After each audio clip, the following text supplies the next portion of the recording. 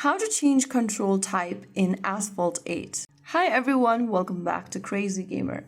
If you're trying to change the controls in Asphalt 8 to make the game easier to play, then first of all, launch open the Asphalt 8 game on your device and wait for the lobby screen to load. Once it does, go to the upper right corner and tap on the settings icon. Inside the settings menu that appears on the screen, click on Controls. Now once you're inside this control tab, choose your preferred control scheme. You'll see options such as tilt to steer, tilt and icons, on-screen controls, tap to steer, directional steering. Simply go ahead and choose the control method that feels comfortable to you. I'm just going to click on this tap to steer option, and once you do that, you can also customize your steering sensitivity from the bottom menu by dragging this little slider. And once you are done, you can head back to the lobby screen and start your game.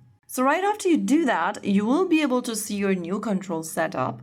If it does not feel right, then you can always return to the same menu and choose your control type anytime you want. So that's how it's done. If you found the video helpful, don't forget to like, share, and subscribe to our channel. I will see you again in the next video. Stay tuned and thanks for watching.